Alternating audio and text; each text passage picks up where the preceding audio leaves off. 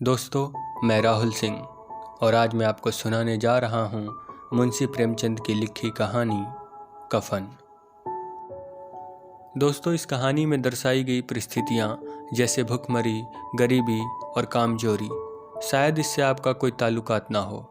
आप आज जिस समाज में रह रहे हैं, जिन परिस्थितियों में रह रहे हैं, शायद इस कहानी की परिस्थितियों से नहीं मिलती। शायद आपने इन सब का सामना ना किया हो, मगर इस कहानी के किरदार आज भी हमारे समाज में मौजूद हैं। बस उनके लिए परिस्थितियां बदली हैं, मानसिकता नहीं। इसीलिए लोग इस कहानी को कालजयी की श्रेणी में रखते हैं। कालजयी अर्थात ये कहानी आज भी उतनी ही सच है जितनी कल। आइए सुनते हैं कहानी को। झोपड़ी के द्वार पर बाप और बेटा दोनों एक बुझे हुए अलाव के सामने चुपचाप बैठे हुए हैं और अंदर बेटे की जवान बीबी बुधिया प्रसव वेदना में पछाड़ खा रही थी। रह रहकर उसके मुंह से ऐसी दिल हिला देने वाली आवाज़ निकलती थी कि दोनों कलेजा थाम लेते थे। जाड़ों की रात थी, प्रकृति सन्नाटे में डूबी हुई, सारा गांव अंधकार में लय हो गया था। घीसू ने कहा, मालूम होता है बचेगी नहीं, सारा दिन दौड़ते हो गया, जा देख तो आ। माधव चिढ़कर बोला, मरना ही है तो जल्दी मर क्यों नहीं जाती, देख कर क्या करूं। तू बड़ा बेदर्द है बे, साल भर जिसके साथ सुख चैन से रहा उसी के साथ इतनी बेवफाई। तो मुझसे तो उसका तड़पना और हाथ पांव पटकना नहीं देखा जाता। चमारों का कुनबा था और सारे गांव में बदनाम। घीसू एक दिन काम करता तो 3 दिन आराम करता। माधव इतना कामचोर था कि आध घंटे काम करता तो घंटे भर चिलम पीता, इसलिए उन्हें कहीं मजदूरी नहीं मिलती थी। घर में मुट्ठी भर भी अनाज मौजूद हो तो उनके लिए काम करने की कसम थी। जब 2-4 फाके हो जाते तो घीसू पेड़ पर चढ़कर लकड़ियां तोड़ लाता और माधव बाजार से बेच लाता। और जब तक वह पैसे रहते दोनों इधर उधर मारे मारे फिरते।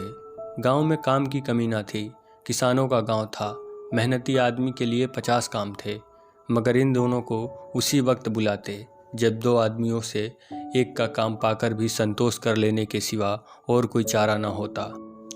अगर दोनों साधु होते तो उन्हें संतोष और धैर्य के लिए संयम और नियम की बिल्कुल जरूरत न होती। यह तो इनकी प्रकृति थी।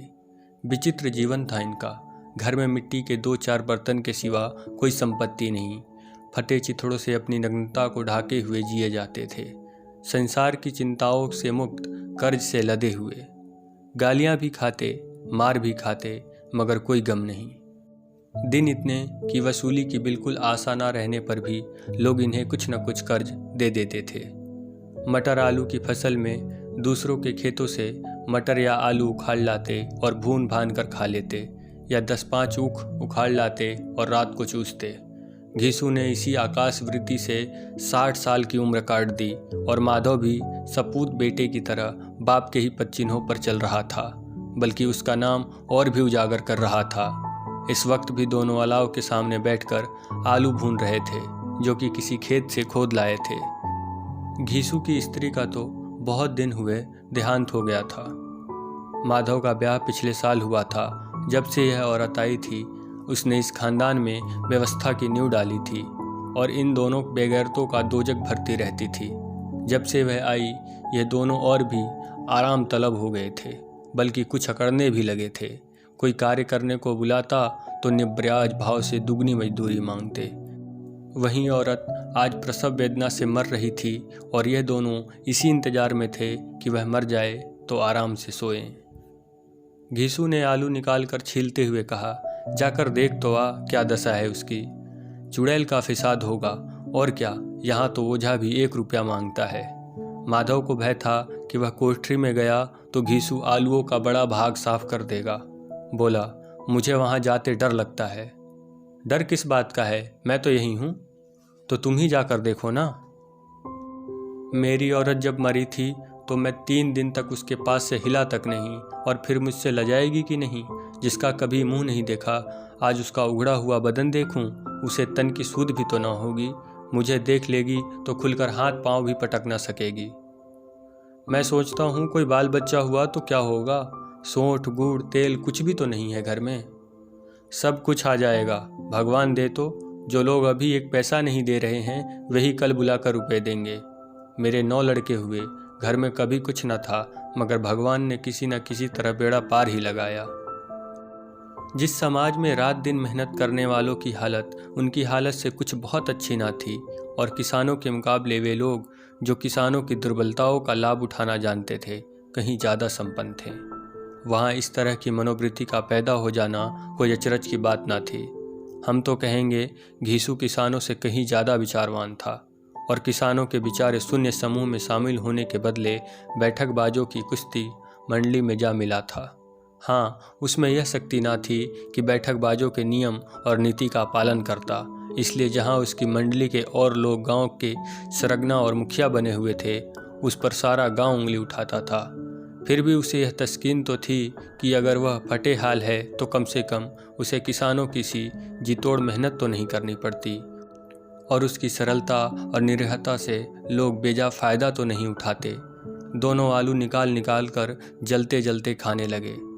कल से कुछ नहीं खाया था, इतना सब्र न था कि ठंडा हो जाने दे। कई बार दोनों की जबानें जल गई। छिल जाने पर आलू का बाहरी हिस्सा जबान, हलक और तालू को जला देता था, और उस अंगारे को मुंह में रखने से ज़्यादा खैरियत इसी में थी कि वह अंदर पहुंच जाए। वहां उसे ठंडा करने के लिए काफ़ी सामान थे, इसलिए दोनों जल्द जल्द निगल जाते। हालांकि इस कोशिश में उनकी आंखों से आंसू निकल आते। घीसू को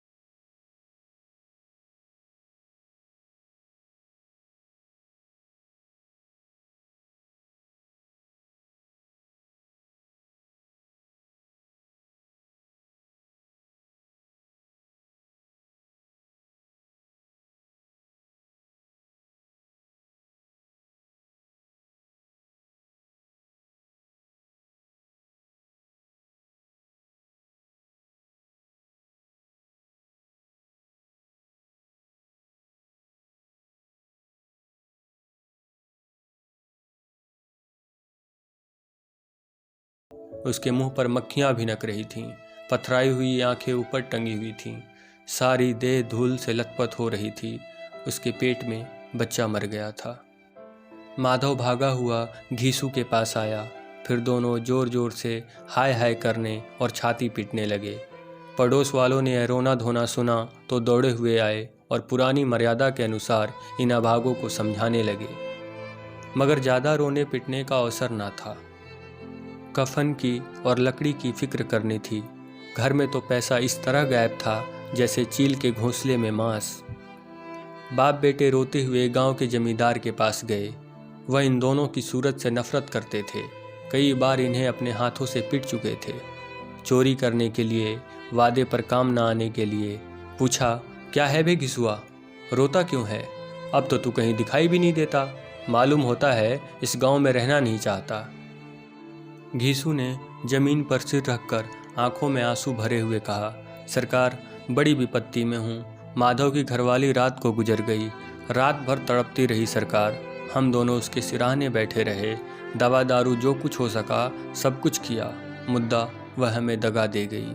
अब कोई एक रोटी देने वाला भी ना रहा मालिक, तबाह हो गए, घर उजड़ गया, आपका गुलाम हूँ, अब आपके सिवा कौन उसकी मिट्टी पार लगाएगा।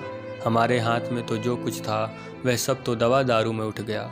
सरकार की ही दया होगी तो उसकी मिट्टी उठेगी, आपके सिवा किसके द्वार पर जाऊं। जमींदार साहब दयालु थे, मगर घीसू पर दया करना काले कंबल पर रंग चढ़ाना था। जी में तो आया, कह दे चल दूर हो यहाँ से, यूं तो बुलाने से भी नहीं आता, आज जब गरज पड़ी तो आकर खुशामद कर रहा है, हरामखोर कहीं का बदमाश। लेकिन यह क्रोध या दंड देने का अवसर ना था। जी में कुटते हुए 2 रुपये निकाल कर फेंक दिए, मगर संतावना का एक शब्द भी मुंह से ना निकला। उसकी तरफ ताका तक नहीं, जैसे सिर का बोझ उतरा हो। जब जमींदार साहब ने 2 रुपये दिए तो गांव के बनिए महाजनों को इनकार का साहस कैसे होता। घीसू जमींदार के नाम का ढिंढोरा भी पीटना जानता था। किसी ने 2 आने दिए, किसी ने 4 आने। 1 घंटे में घीसू के पास 5 रुपये की अच्छी रकम जमा हो गई। कहीं से अनाज मिल गया, कहीं से लकड़ी, और दोपहर को घीसू और माधव बाजार में कफन लाने चले। इधर लोग बांस वांस काटने लगे। गांव की नर्म दिल स्त्रियां आ आकर लाश देखती थीं और उसकी बेकसी पर 2 बूंद आंसू गिराकर चली जाती थीं। बाजार में पहुंचकर घीसू बोला, लकड़ी तो उसे जलाने भर को मिल गई है, क्यों माधव? माधव बोला, हाँ लकड़ी तो बहुत है, अब कफन चाहिए। तो चलो कोई हल्का सा कफन ले ले। हाँ और क्या, लाश उठते उठते रात हो जाएगी, रात को कफन कौन देखता है। कैसा बुरा रिवाज है कि जीते जी तन ढकने को चिथड़ा भी ना मिले, उसे मरने पर नया कफन चाहिए। कफन लाश के साथ जल ही तो जाता है, और क्या रखा रहता है। यही 5 रुपये पहले मिलते तो कुछ दवा दारू कर लेते। दोनों एक दूसरे की मन की बात ताड़ रहे थे। बाजार में उधर उधर घूमते रहे, कभी इस बजाज की दुकान पर गए, कभी उस दुकान पर। तरह तरह के कपड़े, रेशमी और सूती देखें, मगर कुछ जचा नहीं। यहाँ तक कि शाम हो गई, तब दोनों ना जाने किस दैवी प्रेरणा से एक मधुशाला के सामने जा पहुँचे और जैसे किसी पूर्व निश्चित व्यवस्था से अंदर चले गए। वहाँ जरा देर तक दोनों असमंजस में खड़े रहे। फिर घीसू ने गद्दी के सामने जाकर कहा, साहू जी एक बोतल हमें भी देना। उसके बाद कुछ चिकना आया, तली हुई मछली आई और दोनों बरामदे में बैठकर शांतिपूर्वक पीने लगे। कई कुजियाँ ताबातोड़ पीने के बाद दोनों सरूर में आ गए। घीसू बोला, कफन लगाने से क्या मिलता, आखिर जल ही तो जाता, कुछ बहू के साथ तो ना जाता। माधव आसमान की तरफ देखकर बोला, मानो देवताओं को अपनी निष्पापता का साक्षी बना रहा हो।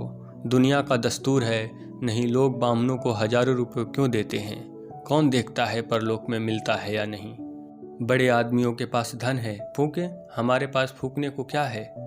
लेकिन लोगों को जवाब क्या दोगे, लोग पूछेंगे नहीं कफन कहाँ है।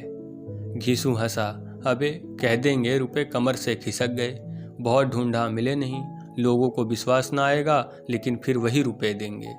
माधव भी हंसा इस अनपेक्षित सौभाग्य पर, बोला, बड़ी अच्छी थी बेचारी, मरी तो खूब खिला पिलाकर। आधी बोतल से ज़्यादा उड़ गई। घीसू ने 2 सेर पुड़िया मंगाई, चटनी, अचार, कलेजियाँ। शराब खाने के सामने ही दुकान थी। माधव लपक कर 2 पतलों में सारे सामान ले आया। पूरा 1.5 रुपया खर्च हो गया, सिर्फ थोड़े से पैसे बचे रहे। दोनों इस वक्त इस शान में बैठे पुड़िया खा रहे थे जैसे जंगल में कोई शेर अपना शिकार उड़ा रहा हो। न जवाबदेही का खौफ था, न बदनामी की फिक्र। इन सब भावनाओं को उन्होंने बहुत पहले ही जीत लिया था। घीसू दार्शनिक भाव से बोला, हमारी आत्मा प्रसन्न हो रही है तो क्या उसे पुण्य न होगा। माधव ने श्रद्धा से सिर झुकाकर तस्दीक की, जरूर जरूर होगा। भगवान तुम अंतर्यामी हो, उसे बैकुंठ ले जाना। हम दोनों हृदय से आशीर्वाद दे रहे हैं। आज जो भोजन मिला वह कभी उम्र भर ना मिला था। एक क्षण के बाद माधव के मन में एक शंका जगी। बोला, क्यों दादा, हम लोग भी एक न एक दिन वहाँ जाएंगे ही। घीसू ने इस भोले भाले सवाल का कुछ उत्तर ना दिया। वह परलोक की बातें सोचकर इस आनंद में बाधा न डालना चाहता था। जो वहाँ हम लोगों से पूछे कि तुमने हमें कफन क्यों नहीं दिया तो क्या कहोगे? कहेंगे तुम्हारा सिर। पूछेगी तो जरूर। तू कैसे जानता है कि उसे कफन न मिलेगा? तू मुझे ऐसा गधा समझता है? 60 साल क्या दुनिया में घास खोदता रहा हूँ, उसको कफन मिलेगा और बहुत अच्छा मिलेगा। माधव को विश्वास न आया, बोला, कौन देगा? रुपए तो तुमने चट कर दिए, वह तो मुझसे पूछेगी। उसकी मांग में तो सिंदूर मैंने डाला था। कौन देगा, बताते क्यों नहीं? वही लोग देंगे जिन्होंने अब की दिया। हाँ, अब की रुपए हमारे हाथ न आएंगे। जो जो अंधेरा बढ़ता था और सितारों की चमक तेज होती थी, मधुशाला की रौनक भी बढ़ती जाती थी। कोई गाता था, कोई डींगे मारता था, कोई अपने संगी के गले लिपट जाता था, कोई अपने दोस्त के मुंह में कुल्हड़ लगाए देता था। वहाँ के वातावरण में सरूर था, हवा में नशा। कितने तो यहाँ आकर एक चुल्लू में मस्त हो जाते थे। शराब से ज़्यादा यहाँ की हवा उन पर नशा करती थी। जीवन की बाधाएं यहाँ खींच लाती थीं और कुछ देर के लिए यह भूल जाते थे कि वे जीते हैं या मरते हैं, या ना जीते हैं ना मरते हैं।